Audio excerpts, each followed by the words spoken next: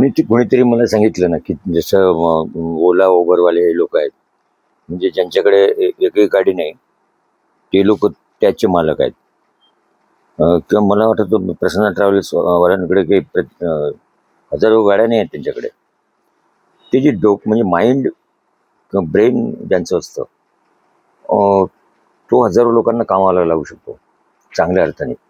म्हणजे मिसयूज नाही, यूज, त्याचा उपयोग कौशल्याचा तो अंश करू शकतो. म्हणजे ज्या नुसतं डोकं चालतं तो अंश टॅलेंटेड असू शकतो. आता पण जे तशी होणार आहे की तुम्हाला दोन्ही गोष्टी आल्या पाहिजे. म्हणजे जसं मी छोटं उदाहरण घेतो, समजा मला अशी हार्मोनियम वाजवता येते थोडीफार, तो वाजवता येते म्हणजे ते स्किल आहे, बोटं माझे चालतात, ते स्किल आहे ते.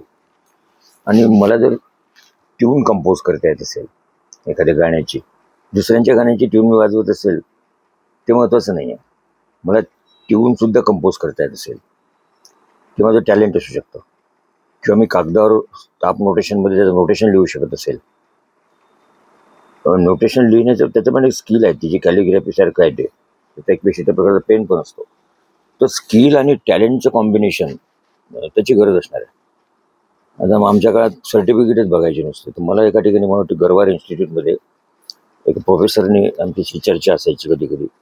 त्याच्यात कॅन्टीनलाच चर्चेत मी ऐकलं एक वाक्य, की आता इंटरव्ह्यू असा होऊ शकतो की काही नाही, 1000 मुलं जमली, 1000 मुलांना कागद वाटून टाका पांढरे कोरे, त्यांना 10 मिनटं वेळ द्या कॅन्डिडेटला आणि सांगा की तुम्हाला काय काय आहे ते लिस्ट आउट करून द्या फक्त, आणि ते कागद कलेक्ट करायचे.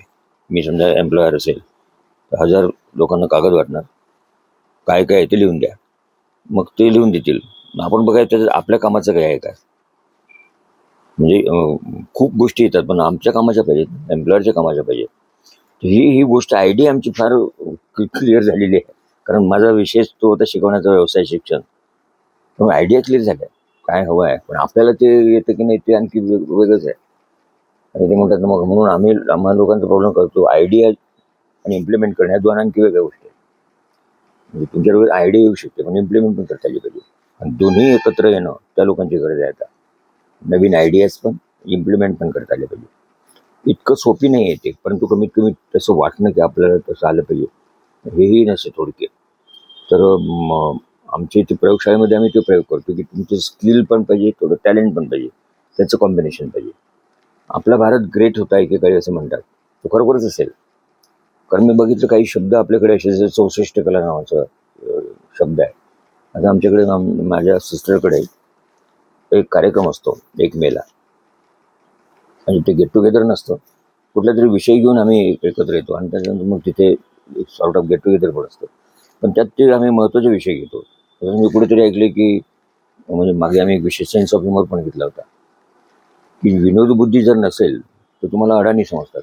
म्हणजे अमेरिकेमध्ये किंवा कुठेतरी प्रगत देशामध्ये सेन्स ऑफ ह्युमर जर नसेल, की मग आता अमिताभ बच्चन साहेब जे आहेत ते पॉप्युलर होण्यामध्ये अनेक गोष्टी कारणीभूत आहेत. म्हणजे त्यांची फिजिकली ते तर आहेच, हाईट चांगली आहे, आवाज म्हणजे बेस आवाज, सेन्स ऑफ ह्युमर हे फार मोठी गोष्ट आहे. आणि ते उच्च प्रतीचं सेन्स ऑफ ह्युमर, जसं PL देशपांडे किंवा RK लक्ष्मण, किंवा म्हणजे त्यांना जसं काल मी टी व्हीवर ऐकत होतो मिलिंद जोशींचं भाषण शिवाजीराव भोसलेंवर. शिवाजीराव भोसलेंची शैली आणि त्याच्यामध्ये नर्म विनोद ज्याला म्हणतात. आपल्याला नर्म विनोद येत, आम्ही टिंगलटवाळी केव्हा करू शकतो एकमेकांची. नर्म विनोद सुचणं येणं हे इतकं सोपी नाही आहे. मला इथे रोज आमच्या सोसायटीमध्ये एक सॅम्युअल राहत होते. तर मी माझ्या मोटरसायकल नवीन आणली होती, तिला काहीतरी काळा रंग फासत होतो. मला ते स्टीलचं मडगाड आवडत नाही, काळा रंग पण असं की त्याला मी मातीचं भिजवून काहीतरी म्हणजे रफ करत होतो ते मडगाड. बाजूला सांबोल साहेबांची मला ते उनो कुठेतरी नवीन कार होती उभी, ते घेतली, ते पुसत होते. मी त्यांना सांबोल साहेब मारू का तुम्हाला, मी त्यांच्या गाडीला मारू का तो काळा रंग. Old mister Deshmukh, then I will hit you not on face. म्हणजे पार्श्वभावावर लाथा मारेल असं न म्हणतात त्यांनी, की तुला मी मारेल पण चेहऱ्यावर नाही. बस एवढंच सांगून थांबले. त्यांना म्हणतात नर्म विनोद. नर्म विनोद हे असण्यासाठी तुमचं एज्युकेशनही त्याला चांगलं लागत असावं, वाचन चांगलं लागत असेल. आपल्याकडे चिवी जोशी, गडकरी, पु ल देशपांडे, अत्रे, रमेश मंत्री असे लोक होऊन गेले. पण ते वाचलेलं पाहिजे. मी थोडंफार चाललेलं आहे ते. अगदी गडकरी म्हणजे नाटक गडकरी, चिवी जोशी पॉप्युलर होते. आता मंगला गोडबोले असं म्हणतात स्त्रियांना विनोद बुद्धी नसते, अशी अफवा म्हणतात काय मला माहीत नाही असते की नाही.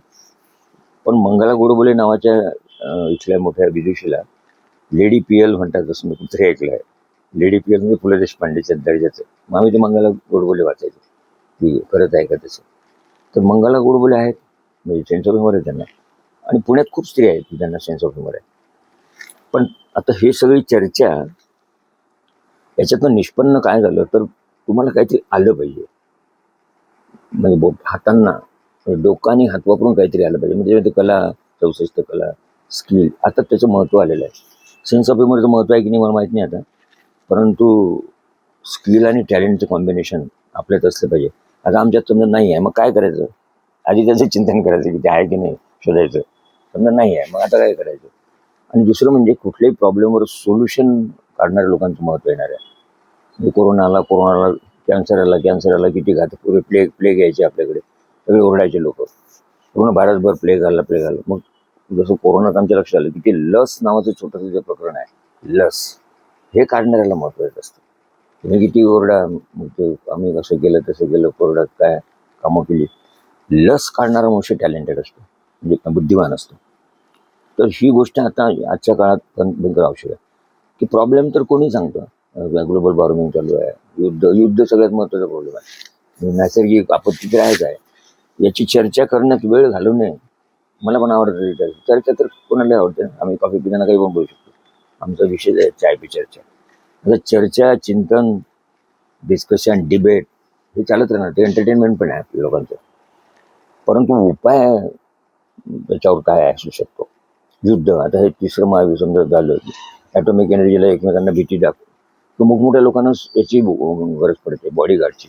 समजा बॉडीगार्ड काढून टाकायचे असतील तर काय करावं लागेल मोठ्या लोकांनी? आता काढू शकत नाही तुम्ही.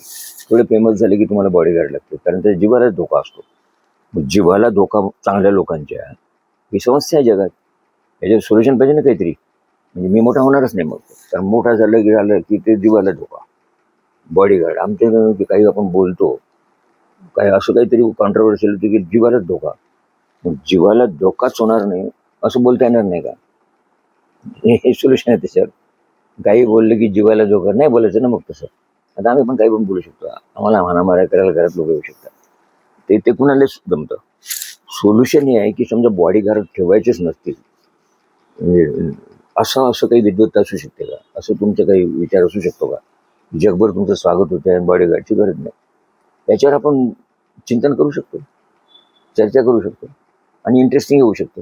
त्यातनं निष्पन्न काय होईल नंतर बघता येईल. पण चर्चा तरी म्हणजे अशी हे असणं की ज्यातनं काहीतरी वैचारिक प्रगल्भता येण्याची शक्यता आहे, अशी करायला हरकत नाही.